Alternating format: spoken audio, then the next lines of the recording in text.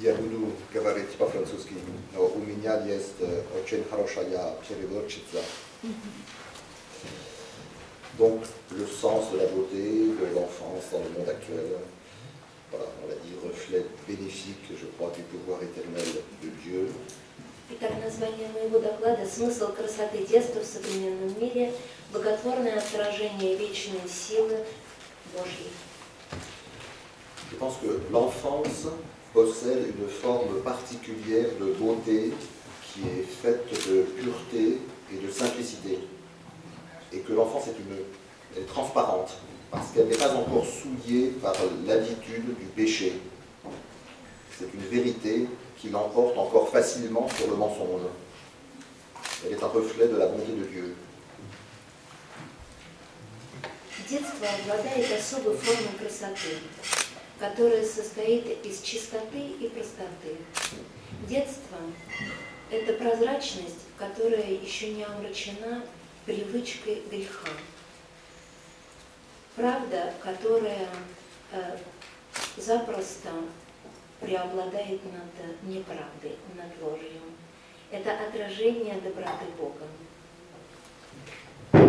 Le thème de la naissance du Christ, sauveur de l'humanité, nous fait penser à de nombreuses représentations artistiques de l'enfant Jésus. Тема Рождества Христа, Спасителя человечества, заставляет думать и вспоминать о многих художественных изображениях младенца Христа. L'incarnation de Dieu en Jésus-Christ, Dieu fait homme, a commencé par l'arrivée au monde d'un nouveau-né que précisément le monde n'attendait pas et qui a dû bénéficier de la protection de Marie, Pokrovski, nouvelle Ève, dénuée de tout péché, mère de Dieu, et aussi de Saint Joseph. Воплощение Бога в Иисусе Христе, сделавшимся человеком, Бога, сделавшимся человеком, началось с прихода в этот мир новорожденного дитя, точнее, которого мир не ожидал, и который должен был воспользоваться таким образом покровительством Марии, новой Евы, лишенной любого греха, Матери Бога и святого Иосифа. L'évangile est plein de paradoxes. Le premier paradoxe de l'évangile, c'est l'enfance du Christ, fils d'un Dieu tout-puissant, qui est tout de suite confronté à des menaces terribles. À peine né, l'enfant Jésus a été menacé de mort par la jalousie d'un puissant de ce monde, le roi Hérode, et ses parents ont dû fuir avec lui en Égypte pour le sauver, lui, le futur sauveur de l'humanité. Евангелие полно парадоксов. Первый парадокс Евангелия в том, что детство Христа, Сына Всемогущего Бога, сразу же столкнулось с ужасными опасностями. Едва родившись, младенец Иисус был уже на грани смерти из-за зависти и из-за зависти этого мира, из-за зависти Ирода. И из-за этого его родители должны были сбежать в Египет, чтобы спасти его будущего спасителя мира. Donc on s'aperçoit que toute enfance est bien sûr fragile, on le sait, vulnérable. Malheureusement, les événements de l'histoire contemporaine nous le rappellent chaque jour. Il y a 2000 ans, c'était le massacre des saints innocents tués sur l'ordre d'Hérode. Aujourd'hui, il y a les pratiques trop répandues qui tuent les enfants, parfois même avant leur naissance, dans des sociétés qui détruisent ainsi leur avenir. Таким образом, мы констатируем, что любое младенчество, любое детство, оно очень уязвимо и очень хрупко. И, к сожалению, события современной истории об этом нам напоминает ежедневно. С того самого момента, когда произошло убиение невинных младенцев во время правления когда-то 2000 лет тому назад. Сегодня, к сожалению, практики также очень распространены, практики убийства детей, еще прежде их появления на свет, в обществах, которые таким образом разрушают свое собственное будущее. Mais d'autres blessures sont infligées à l'enfance dans ce monde en proie à la guerre, où il y a encore aussi des violences pratiquées dans des sociétés qui ont perdu leurs repères moraux, avec le drame de, bon, on dit la pédophilie, non, je dis la pédocriminalité, qu'on désigne à tort du mot pédophilie dans les médias occidentaux, alors que ce n'est pas de l'amour, c'est une perversion. C'est un mot qu'il faut faire attention. Et tout cela est une grave offense à Dieu. Но и другие раны наносятся миру детства в современном мире, которое находится во власти войны. Другие ужасы практикуются в обществе, которое потеряло теперь все моральные устои. Драма, которую я называю педокриминальность, потому что иногда ее неправильно называют педофилией в средствах западноевропейских средствах информации, тогда как здесь речь, конечно, идет не о какой не о любви, филии, а именно об этом ужасе. И это, конечно, является невероятным оскорблением Бога.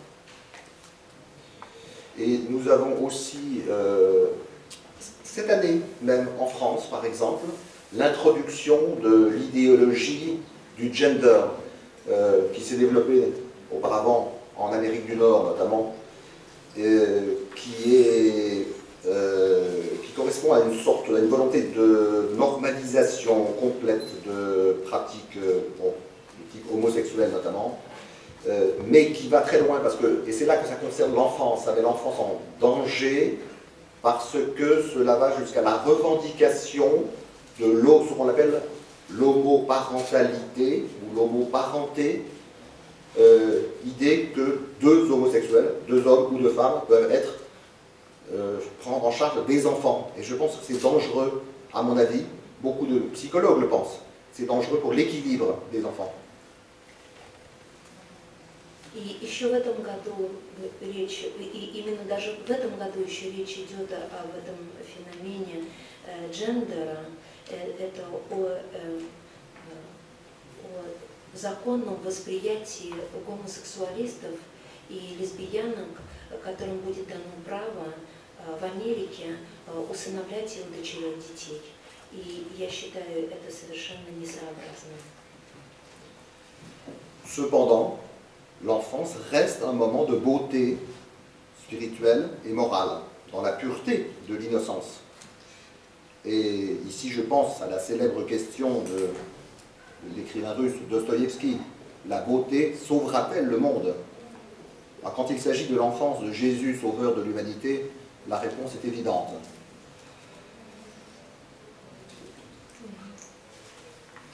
Тем не менее, детство остается моментом духовной и моральной красоты, в чистоте невинности. И здесь я хочу задаться тем же самым вопросом, которым задавался и русский писатель Достоевский: красота спасет ли она мир? Когда речь идет о детстве Христа, Спасителя человечества, ответ здесь совершенно очевиден. D'après la prophétie du vieillard Siméon, l'enfant Jésus, des lumières des nations, porteur du salut, et bien, quelques années plus tard, il était encore enfant, à l'âge de 12 ans, il va stupéfier les maîtres du temple de Jérusalem par ses questions, ses remarques, d'une intelligence où sa nature divine se manifeste sous sa nature humaine. Согласно пророчеству, которое было открыто старцу Симеону, Христос – это свет наций, носитель спасения. Христос удивит несколькими годами спустя учителей в Иерусалимском храме. Ему было всего 12 лет, своими вопросами. своей невероятной одаренностью, где божественная природа проявится, возможно, в ее человеческой сущности. Alors, on pourrait dire, un peu en transposant les contextes, que Jésus a sans doute, dès l'âge de 12 ans, été un très grand théologien, précoce, dans toute une assemblée de théologiens. Ce n'est pas très étonnant si on pense qu'il est lui-même Dieu, fils de Dieu. Quel théologien pourrait se prétendre, même le plus orgueilleux, quel théologien pourrait se prétendre l'égal de Dieu? Можно было бы сказать, что, переходя от всех этих контекстов, что Иисус Христос, несомненно, был великим богословом еще в самом раннем возрасте среди этого собрания учителей. И совсем неудивительно, если задумаемся, что Он сам, естественно, был Богом и Сыном Бога. Какой богослов, даже самый сильный богослов ныне, мог бы претендовать на свое равенство с Богом? À peine sorti de l'enfance, Jésus de Nazareth a passé brillamment une sorte d'examen improvisé devant les docteurs en théologie de son temps, mais non, c'est peut-être pas ça, c'est peut-être le contraire. À moins qu'il n'ait été lui-même un examinateur, un professeur, un examinateur inattendu pour ses maîtres de la religion du temple de Jérusalem. Едва выйдя из возраста детства, Иисус прошел совершенно блестящий, импровизированный такой типа экзамена перед отцами богословия того времени. Или же, может быть, здесь стоит задаться вопросом, не стал ли он сам неожиданным экзаменатором этих самых богословов иудейской традиции. Alors, je ne voudrais quand même pas vexer les théologiens qui sont présents dans cette salle. Alors, je vais donc citer la formule d'un grand théologien anglais, John Henry Newman. Il disait « La beauté et la nostalgie du futur ».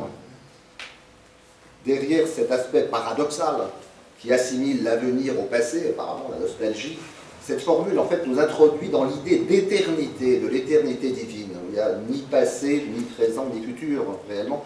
Dans l'idée d'éternité et plus précisément de bonheur éternel. Parce que la nostalgie, c'est un mot qui indique une aspiration au bonheur.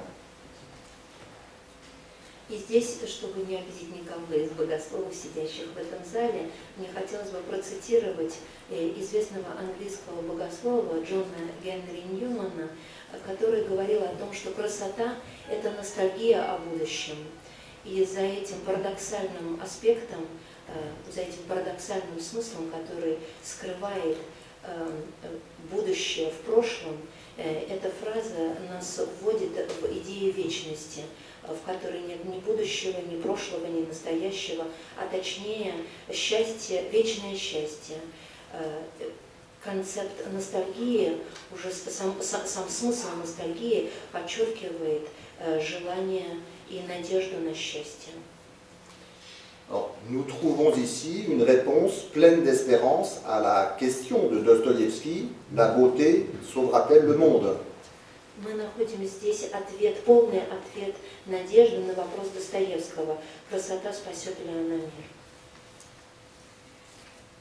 Et dans l'Évangile, on voit au fond que la grandeur et la beauté de l'esprit d'enfance, dont on a parlé hier, la beauté de l'esprit d'enfance est définie comme l'humilité. И в Евангелии величие красоты, la grandeur et la beauté de l'esprit d'enfance. Величие и красота духа детства определяется прежде всего как l'humilité, la modestie. Не скромность, а еще благодать. Смирение.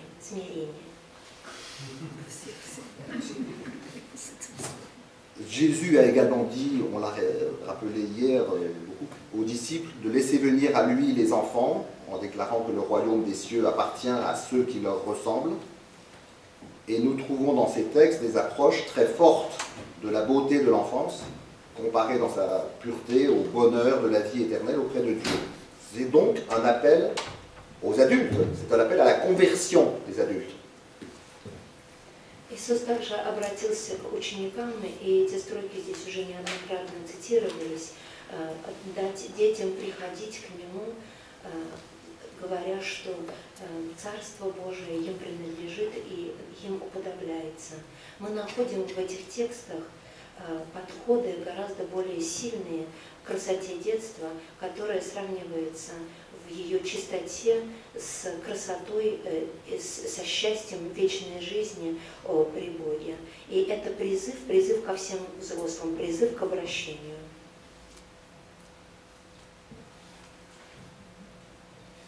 Alors, qu'est-ce qu'il faut penser du sort que la culture contemporaine réserve à la fois au message du Christ et à la pureté de l'enfance? Parce que bien des dangers et des obstacles, on l'a vu, se dressent avec les manifestations contemporaines de violence, d'impureté ou de soif défrénée d'argent, la soif de l'argent, le totalitarisme de l'argent, dont on voit aujourd'hui encore plus que jamais les conséquences tragiques pour le monde entier.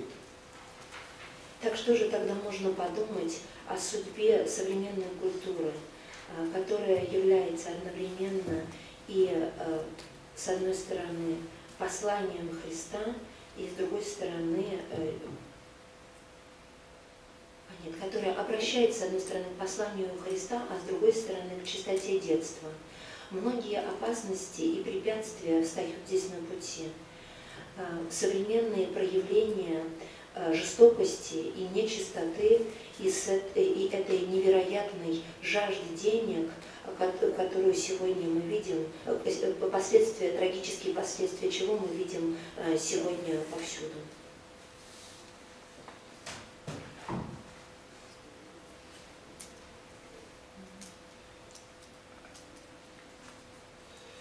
Mais l'espérance reste toujours à l'horizon, et cela tout particulièrement grâce à l'enfance.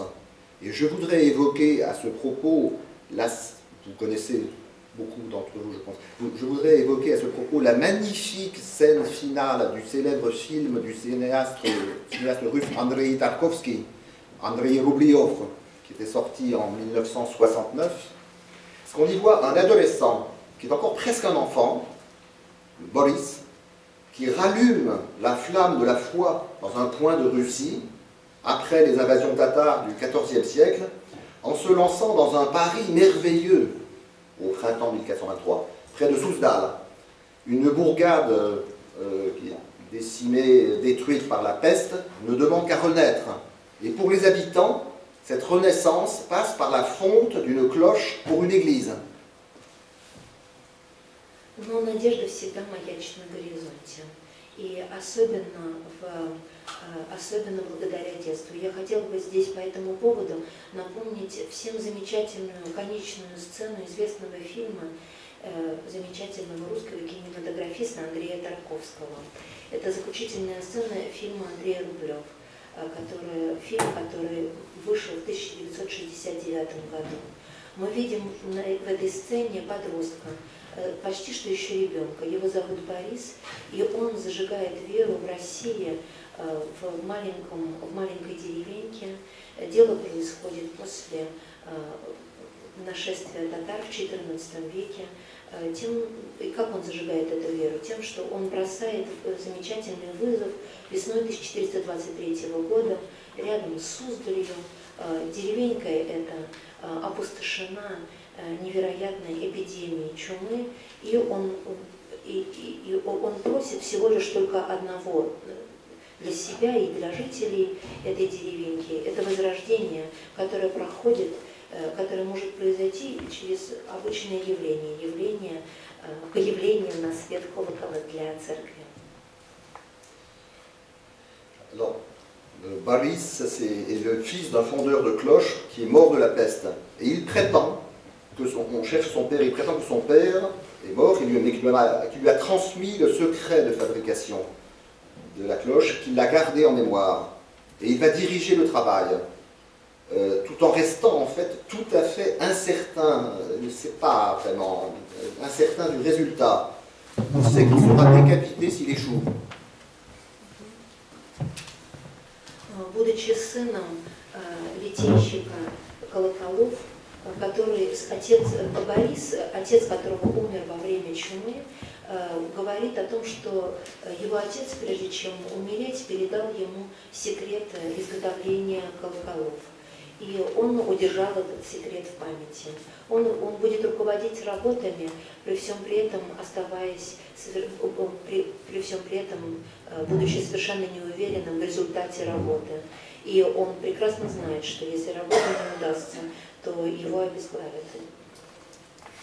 Et bon, dans ce film, on voit, c'est symbolique, mais il fait beaucoup d'efforts sous l'œil d'Andrei Roubliov, qui est rescapé des invasions tatares. Et le moine, Andrei Roubliov, comprend l'angoisse de l'enfant. Il veille sur lui avec sa sagesse. Et tous les deux prient. Boris murmure « Seigneur, aidez-moi ».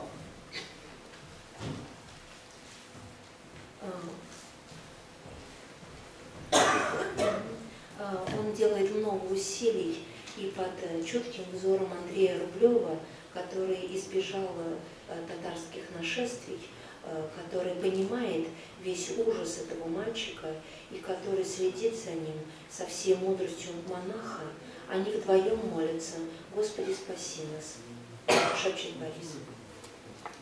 Et c'est le succès. Quand le succès couronne cette entreprise audacieuse et que cette cloche superbe sonne à nouveau comme un appel à la prière commune des chrétiens, le jeune Boris s'enfuit à l'écart. Il sanglote d'émotion, il pleure d'émotion, parce qu'il avait très peur d'échouer. Mais il a fait la joie de toute une principauté russe qui a retrouvé ainsi cet instrument de la religion, cet appel à la prière. Et Andrei Roubliov, on le voit dans ce film symbolique, le prend dans ses bras. Boris lui confirme que son père ne lui avait pas transmis le secret. Roubliov rompt son vœu de silence et lui dit « Mais tu as quand même réussi !» Et il ajoute « Quelle belle fête pour les gens !» dans ce film.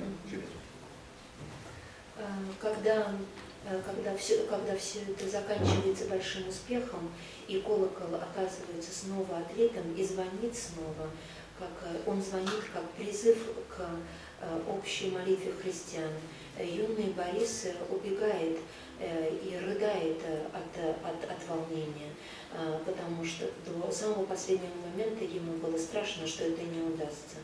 Но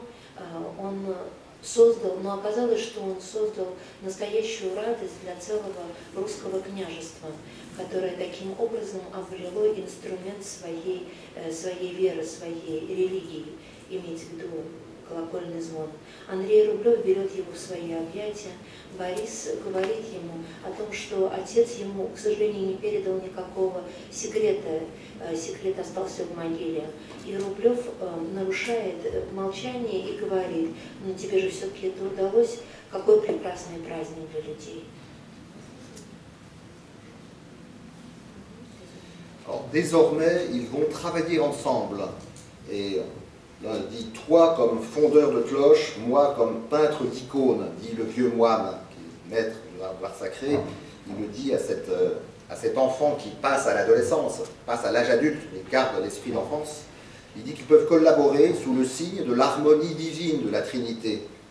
C'est un relais, qui est passé d'une génération à l'autre et qui indique un avenir de transmission de la foi par la beauté. Отныне они будут работать вместе. Как говорит Андрей Рублев, ты будешь делать колокола, а я буду иконописцем. Старый монах, который сохранил в себе все черты детства, говорит этому подростку, что они смогут продолжать работать вместе под знаком гармонии Благословенной Троицы. Передача таким образом произошла, передача от поколения к поколению, указывая на будущую преемственность поколений, преемственность веры из поколения в поколение благодаря красоте. Bon, on peut conclure en disant que ici l'audace de l'enfance, l'esprit d'enfance, a franchi le fossé de la mort d'une mémoire chrétienne et qu'elle a renoué, cette audace de l'enfance, a renoué comme par miracle avec cette beauté qui aspire à l'éternité auprès de Dieu. Ну и вот в качестве заключения можно было бы сказать, что таким образом смелость, кураж детства и юности таким образом преодолевает пучину смерти в христианской памяти.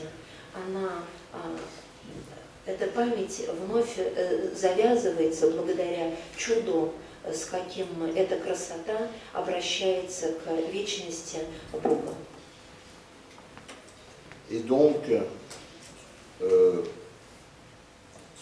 chef-d'œuvre de cinéma, cette présentation d'Andrei Roubliov se termine en fait par un hymne, une sorte d'hymne à l'intuition, à la fidélité de l'esprit d'enfance, nourri par l'inspiration divine.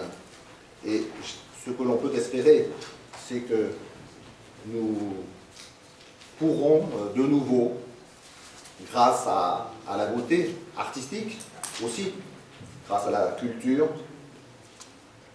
faire avancer la foi et la religion à nouveau dans le monde. И этот кинематографический шедевр об Андрее Рублеве, этом невероятном иконописце, заканчивается таким образом гимном интуиции и преданности духу детства, который питает божественное вдохновение. И таким образом я надеюсь, что именно вот такое вдохновение и принесет радость миру и спасение миру, на которое мы можем уповать. Спасибо вам.